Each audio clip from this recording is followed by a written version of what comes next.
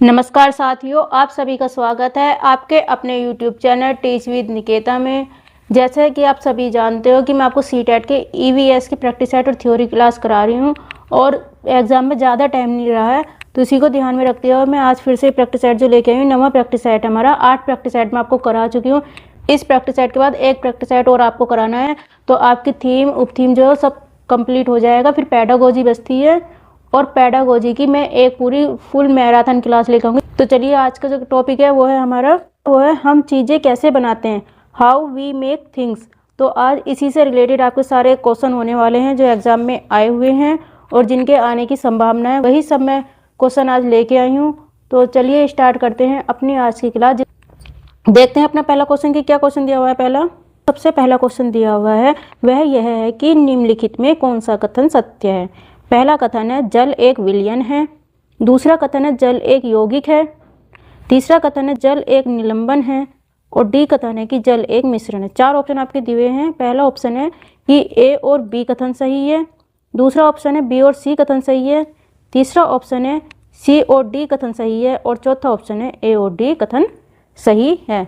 हमें बताना है कि इनमें से कौन सा ऑप्शन सही है। तो जल एक विलयन है, ये बात बिल्कुल सही है, तो आपका ये वाला ऑप्शन ए बिल्कुल ठीक होता है। तो अब देखते हैं कि अगर एग्जाम में करते हैं तो कैसे क्रॉस करते हैं। तो ए ऑप्शन आपका ठीक है कि जल एक विलयन है, ये पहला कथन आपका करेक्ट हो गया। ए कौन कौन से ऑप्शन में नहीं, कौन कौन से ऑप्शन में है ये हमें देखना। ए में है, पहले ऑप्शन में है और चौथे ऑप्शन में है। तो आपका दूसरा और तीसरा ऑप्शन तो वैसे ही क्रॉस हो गया। तो अब देखना है सी ना तो पहले में है और ना ही चौथे ऑप्शन में है, तो दूसरा सी वाला ऑप्शन आपका गलत हो गया। अब हमें देखना है कि बी और डी में से कौन सा सही है। तो जल एक यौगिक है या जल एक मिश्रण है, तो इन दोनों में से हमें डिसाइड करना। तो जल क्या है, जल एक यौगिक है। तो इसका जो करेक्ट आंसर हो जाएगा आपका ऑप्शन नंबर फर्स्ट ए और बी, यानी कि जल एक विलयन है और जल एक यौगिक है। जल एक निलंबन है, ये गलत है, और जल एक मिश्रण है, ये भी गलत है। तो करेक्ट आंसर हो गया आपका ऑप्शन नंबर फर्स्ट। चलते हैं नेक्स्ट क्वेश्चन पर। पीतल जो एक मिश्र धातु है उसके संगठन क्या होते हैं। तांबा और टिन, तांबा और जस्ता, तांबा और चांदी, तांबा और एल्यूमिनियम। इंपॉर्टेंट क्वेश्चन है, सीटेट के लिए में कई बार रिपीट हो चुका है।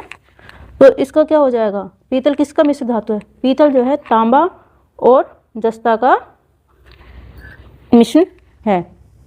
तो करेक्ट आंसर हो गया आपका ऑप्शन नंबर सेकेंड। इसमें आपका नेक्स्ट क्वेश्चन है कि कांसे का प्रयोग किन किन वस्तुओं को बनाने में होता है। ए बर्तन बनाने में, बी मूर्तियाँ बनाने में, तोप बनाने में और प्रेशर कुकर बनाने में। हमें बताना है कौन कौन से इसमें सही है। पहला ऑप्शन है ए और बी सही है। दूसरा है ए बी सी और डी सही है। तीसरा है ए बी और सी सही है। और चौथा है बी सी और डी सही है। तो तांबे का जो यूज किया जाता है वो किया जाता है बर्तन बनाने में, मूर्ति बनाने में और तोप बनाने में यूज किया जाता है। तो आपको जो करेक्ट आंसर हो जाएगा ए बी सी कथन सही है। तो ए बी सी किस में है, ऑप्शन नंबर थर्ड। तो आपका करेक्ट आंसर हो गया ऑप्शन नंबर थर्ड। चलते हैं नेक्स्ट क्वेश्चन की तरफ। नेक्स्ट क्वेश्चन है शिक्षक कक्षा में छात्रों को अम्ल के विषय में पढ़ा रहे हैं, तो वह अम्ल की क्या विशेषता बताएंगे। अम्ल यानी कि एसिड।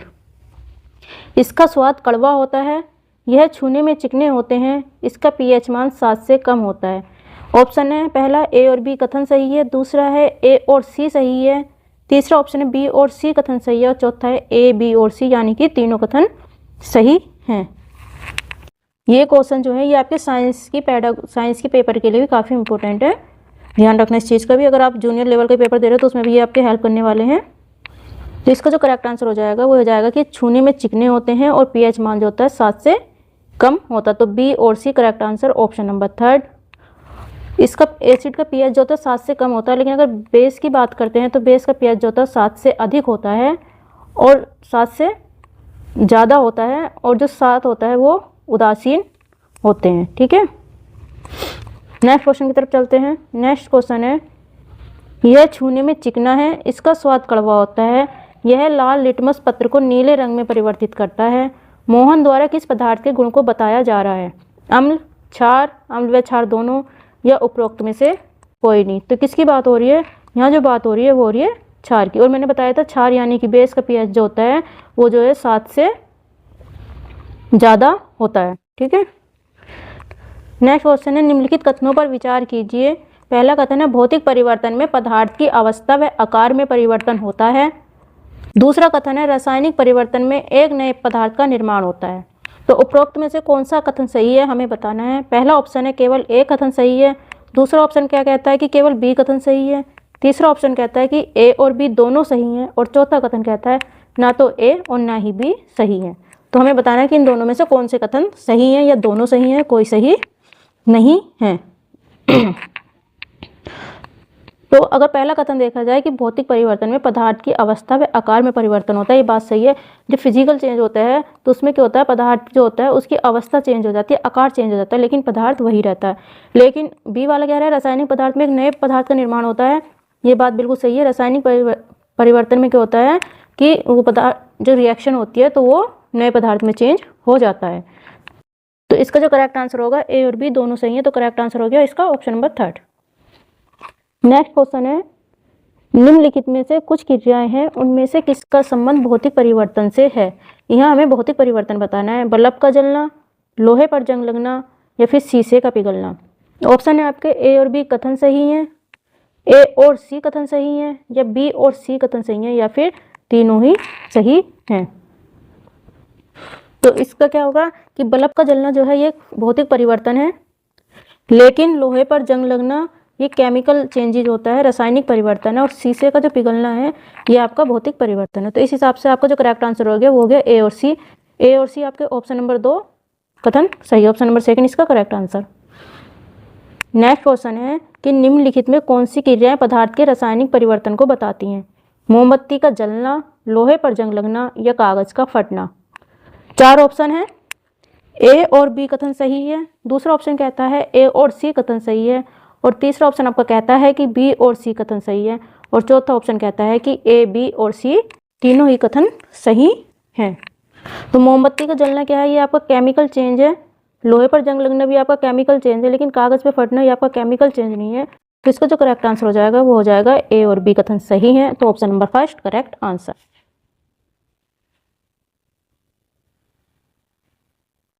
नेक्स्ट क्वेश्चन है ब्रेन लिपि यानी कि ब्रेन पद्धति के विषय में निम्नलिखित कथनों पर विचार कीजिए। पहला कथन है इस पद्धति का विकास नेत्रहीन फ्रांसीसी लेखक लुई ब्रेल ने किया था।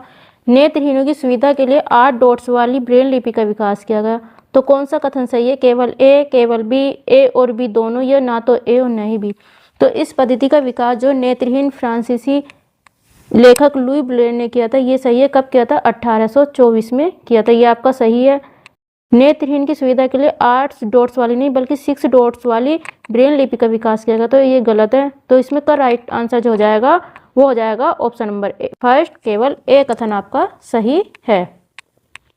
नेक्स्ट क्वेश्चन की बात करते हैं, निम्नलिखित में से कौन सा कथन सही है। संथाल, उराव और मुंडा जनजाति झारखंड में निवास करती है।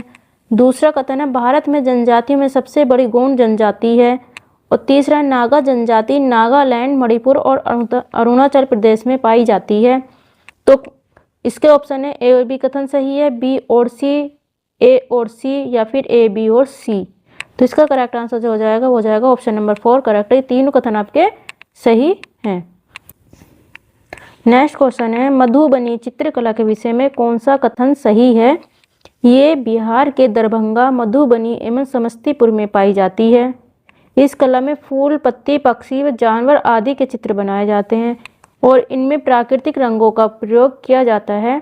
तो सही ऑप्शन क्या है बताना है। ए और बी कथन सही है, बी और सी कथन सही है, या फिर ए और सी कथन सही है, या फिर ए बी और सी तीनों ही कथन सही हैं। तो इसका जो राइट आंसर हो जाएगा वो हो जाएगा आपका ऑप्शन नंबर 4 ए बी और सी कथन सही हैं। इससे रिलेटेड मैंने एक छोटी सी वीडियो डाल रखी है अपने चैनल पर, अगर आपने नहीं देखी है तो आप उसको जाकर देख सकते हैं। अगर वीडियो पसंद आए तो लाइक और शेयर करना और चैनल को सब्सक्राइब भी कर लेना अगर पहली बार मेरे चैनल पर विजिट की हो तो। चलते हैं नेक्स्ट क्वेश्चन पर। नेक्स्ट क्वेश्चन है निम्नलिखित कथनों पर विचार कीजिए। महिला वस्त्र, मेखला, चादर असम की महिलाओं द्वारा प्रयोग की जाती है। घाघरा चोली राजस्थान व गुजरात की महिलाओं का परिधान है। साफा राजस्थान में पहनने वाली पगड़ी को कहा जाता है। तो उपरोक्त में से कौन सा कथन सही है, ए और बी, बी और सी, ए और सी, या फिर ए बी और सी तीनों ही कथन आपके सही हैं। तो महिला वस्त्र मेखला चादर जो है असम की महिलाओं द्वारा प्रयोग की जाती है, ये बात बिल्कुल सही है। घाघरा चोली राजस्थान व गुजरात की महिलाओं का परिधान है और साफा जो है राजस्थान में पहनने वाली पगड़ी को कहा जाता है। तो इसलिए आपका तीनों कथन सही है, तो राइट आंसर हो गया ऑप्शन नंबर 4 ए, बी और सी। नेक्स्ट क्वेश्चन है, एक किसान दानों को भूसे से अलग करना चाहता है, जिस प्रक्रिया से यह किया जाता है वह कहलाती है फसल की कटाई, हस्तचयन, थ्रेशिंग या निष्पावन।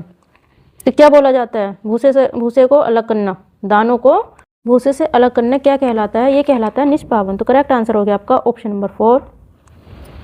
नेक्स्ट क्वेश्चन है, कक्षा 5 के विद्यार्थी को घर्षण प्रकरण पढ़ाते समय शिक्षिका यह समझाने के लिए अनेक उदाहरण देती है कि घर्षण हमारे लिए कई तरीकों से उपयोगी है, उसके द्वारा दिए गए निम्नलिखित उदाहरणों में से कौन सा गलत है, हमें बताना है गलत वाला।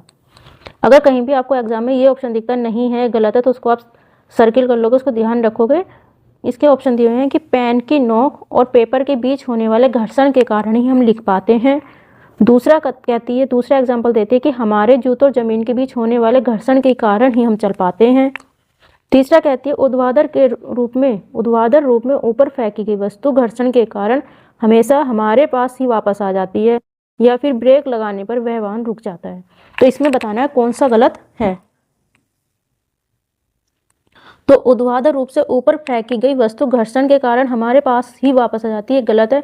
वो घर्षण के कारण नहीं आती है, किसके कारण आती है, वो आती है गुरुत्वाकर्षण के कारण, गुरुत्वाकर्षण बल के कारण वो वापस आ जाती है। तो कौन हमें बताना गलत है, तो इसका करेक्ट आंसर हो जाएगा ऑप्शन नंबर 3, ये आपका राइट आंसर। चलते हैं नेक्स्ट क्वेश्चन पर। नेक्स्ट क्वेश्चन कहता है, रेत और नमक के मिश्रण को पृथक करने के लिए प्रक्रियाओं के निम्नलिखित 4 क्रमों में से किसका उपयोग किया जाना चाहिए। पहला है निस्यंदन, निस्तारण, वाष्पन और अवसादन। दूसरा ऑप्शन है वाष्पन, अवसादन, निस्तारण, निस्यंदन। तीसरा निस्तारण, अवसादन, वाष्पन, निस्यंदन। और चौथा है अवसादन, निस्तारण, निस्यंदन और वाष्पन। तो हमें क्या करना है, ये हमें क्रम में बताना है। तो जो इसका करेक्ट आंसर है वो हो जाएगा आपका ऑप्शन नंबर 1, निस्यंदन, निस्तारण और वाष्पन, अवसादन। करेक्ट आंसर आ गया आपका ऑप्शन नंबर 1। चलते हैं नेक्स्ट क्वेश्चन पर। नेक्स्ट क्वेश्चन है, मधुबनी चित्रों को बनाने के लिए चित्रकारों द्वारा उपयोग किए जाने वाले रंग होते हैं। ऑप्शन पहला है सोने चांदी को घोलकर बनाया गया पेंट, पिसे हुए चावलों का रंगीन घोल, विशेष प्रकार से बने पोस्टर रंग, अति उत्तम गुणवत्ता के फाइबर पेंट। मधुबनी टॉपिक जो है ये बहुत इंपॉर्टेंट टॉपिक है, आपके इससे 2-3 क्वेश्चन आपके आते हैं, इसलिए मैंने इसकी अलग से एक वीडियो बना रखी है मधुबनी टॉपिक की, उससे रिलेटेड क्वेश्चन भी उसमें करा रखे हैं। अगर आपने अभी तक ये टॉपिक नहीं पढ़ा है, नहीं देखी है वीडियो, तो आप वहाँ जाकर एक बार देख सकते हो चैनल पर विजिट करके। तो इस क्वेश्चन में पूछा गया कि मधुबनी चित्रों को बनाने के लिए जो रंग होते हैं वो कैसे होते हैं। तो मधुबनी चित्रों को बनाने के जो रंग यूज किया जाता है वो पिसे हुए चावलों का रंगीन घोल होता है, और ये क्या करते हैं, नेचुरल कलर ही यूज करते हैं। और इसमें प्राकृतिक चित्र जैसे कि जानवर, पक्षी, इन सब के चित्र, ये मछली हो गई, इन सब के कलर, इन सब को बनाते हैं और नेचुरल कलर ही ये यूज करते हैं। जैसे हरे रंग के लिए पेड़ पत्तों का यूज करते हैं, हरे रंग के लिए किसका यूज करते हैं, पत्तों का। पीले के लिए हल्दी का यूज करते हैं, और पिसे हुए चावल जो होते हैं उनको घोलकर उसमें कलर मिलाया जाता है। तो करेक्ट आंसर हो गया आपका ऑप्शन नंबर 2।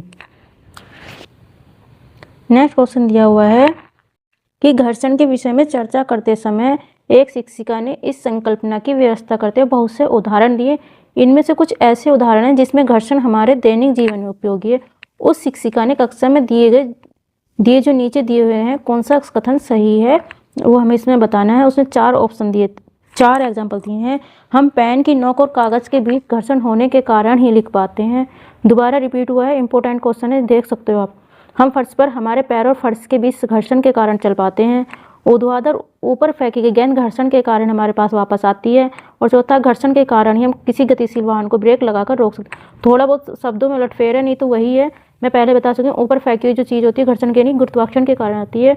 इसका करेक्ट आंसर हो जाएगा ABD, ऑप्शन नंबर 2 इसका करेक्ट आंसर है। एक पश्मीना शॉल लगभग डैश साधारण पश्मीना शॉल को बुनने हेतु स्वेटरों के बराबर गर्म होती है तथा तथा एक सोल को बनाने में कितने घंटे का समय लगता है, ये हमें इसमें बताना है। पहला ऑप्शन 6 साधारण सोल के बराबर होता है और 200 घंटे बनाने में लगते हैं, या फिर 10 सोल और 200 घंटे, 10 सोल 250 घंटे, 6 सोल और 250 घंटे। तो पश्मीना सोल जो होता है, जो पश्मीना सोल होता है, ये लद्दाख में जो बकरियां पाई जाती हैं, क्या बोलते हैं जिन्हें, चांग पाथी बकरी होती हैं। चांग पाथी नाम की बकरी होती हैं जो लद्दाख में 14,000 फीट ऊंचाई पर ये रहती हैं। तो उनके बालों से बनाया जाता है, उनकी ऊन से ये बनाए जाते हैं। और ये जो पश्मीना सोल होते हैं 6 स्वेटर के बराबर गर्म होते हैं और इन्हें बनाने में 250 घंटे लगते हैं। देखने में ये बहुत पतली सोल होती है, लेकिन गर्म जो होती है 6 साधारण सोलों के बराबर ये गर्म होती है। और इस बकरी के जो बाल होते हैं वो इतने महीन, इतने बारीक होते हैं कि ये मशीनों से नहीं बनाए जाते, बल्कि वो हाथ से बनाते हैं।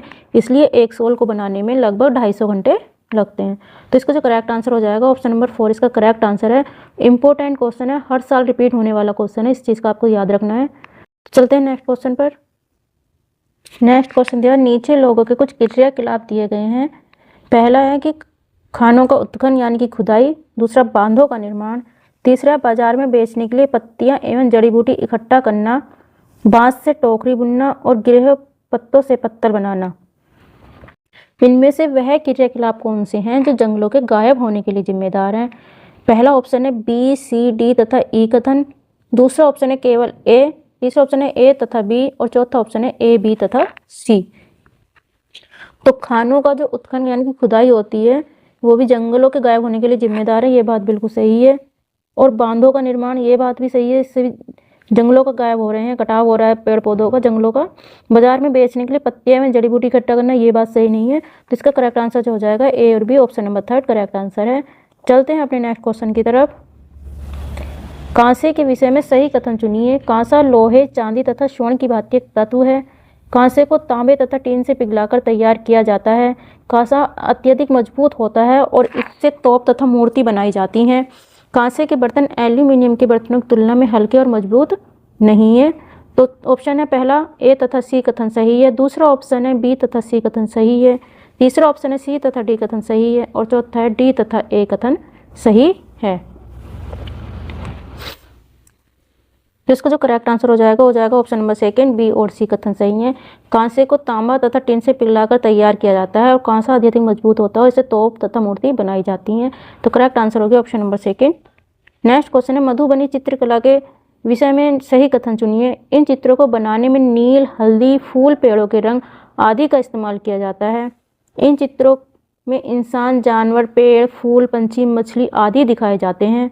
यह लोक चित्रकला बहुत पुरानी है और इसका नाम मधुबनी नामक एक स्थान के नाम पर पड़ा और मधुबनी राजस्थान का अति प्रसिद्ध जिला है। तो हमें ऑप्शन दिए हैं 4, ए, सी और डी कथन सही है, ए, बी और डी सही है, बी, सी, डी सही है या फिर ए, बी और सी सही है। तो इसका जो करेक्ट आंसर है वो है ए, बी और सी कथन सही है। ये मधुबनी राजस्थान में नहीं बल्कि कहाँ है, बिहार। नेक्स्ट क्वेश्चन है ब्रेल लिपि के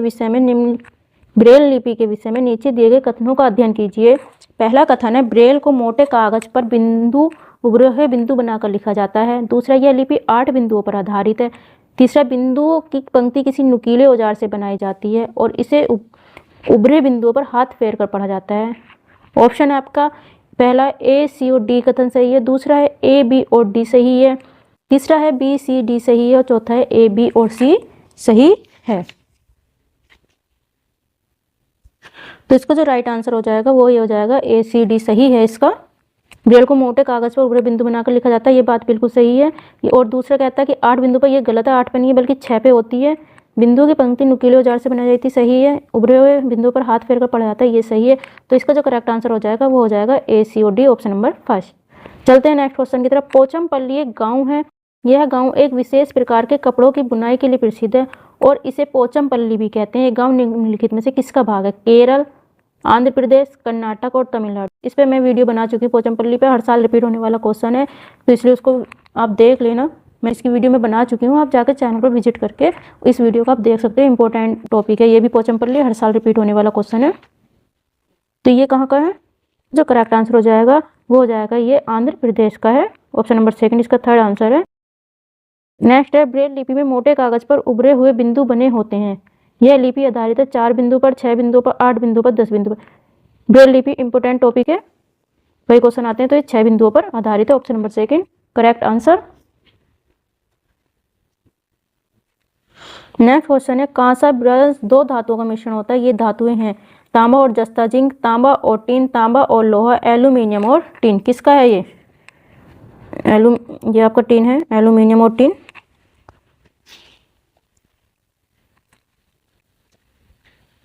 तो जो इसका करेक्ट आंसर हो जाएगा वो हो जाएगा तांबा और tin. Correct answer option number second. Next question है, कोई किसान उर्वरकों और कीटनाशकों का अधिक उपयोग करके अपने खेतों में बार बार धान की फसल उगा रहा है। ऐसा करने से उसकी खेतों की मृदा हो जाएगी केवल धान की फसलों के लिए उपयोगी रहेगी, जुताई के लिए उपयुक्त बन जाएगी, बंजर हो जाएगी, या अन्य फसलों के लिए भी उपजाऊ बन जाएगी। तो इसका क्या आंसर है? अगर एक ही खेत में हम ज़्यादा उर्वरक के कीटनाशकों का अधिक उपयोग करते हैं तो खेत की जो मिट्टी होती है वो बंजर हो जाती है। करेक्ट आंसर हो गया option number third. Next question है, मिजोरम में की जाने वाली झूम खेती के विषय में निम्नलिखित कथनों का अध्ययन कीजिए। पहला कथन है, एक फसल को काटने के पश्चात भूमि को कुछ वर्षों तक खुला छोड़ देते हैं। दूसरा है, इस भूमि पर उगने वाले बांस और खरपतवार को काटकर जला दिया जाता है। तीसरा, बीज बोने से पहले भूमि की गहरी जुताई की जाती है। चौथा है, एक ही खेत में 3-4 भिन्न भिन्न प्रकार की फसलें उगाई जाती हैं। और पांचवा कथन है, आवश्यकता अनुसार रासायनिक उर्वरकों और कीटनाशकों का उपयोग भी किया जाता है। कौन से कथन सही हैं? सी, डी और ई, ए, बी और डी, ए और बी, या फिर बी और डी। कौन से कथन सही है हमें इसमें बताना है। तो इसका जो करेक्ट आंसर हो जाएगा ए, बी और डी इसका करेक्ट आंसर है। ऑप्शन नंबर सेकंड इसका करेक्ट आंसर हो जाएगा। ए कथन सही है, बी कथन सही है और डी कथन सही है, सी गलत है और ई भी गलत है। चलते हैं नेक्स्ट क्वेश्चन की तरफ। नीता आंध्र प्रदेश जाती है और 2 साड़ियाँ खरीदती है जो खासतौर पर वहीं बनाई जाती हैं। वे क्या कहलाती हैं?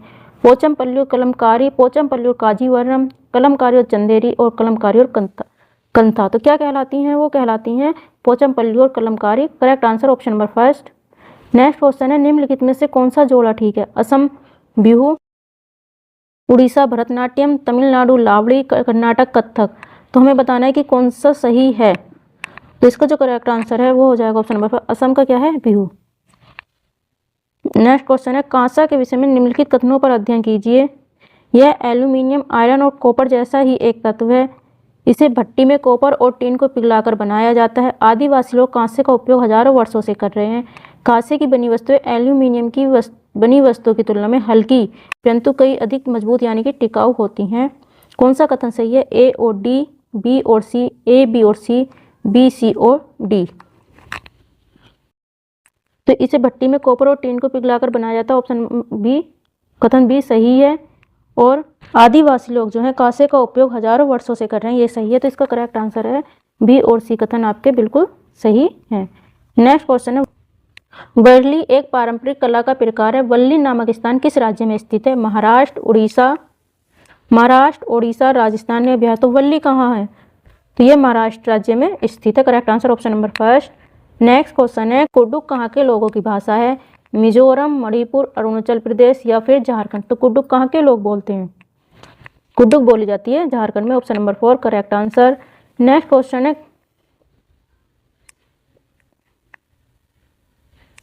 क्वेश्चन है, कर्णम मल्लेश्वरी के विषय में नीचे दिए गए कथनों पर विचार कीजिए।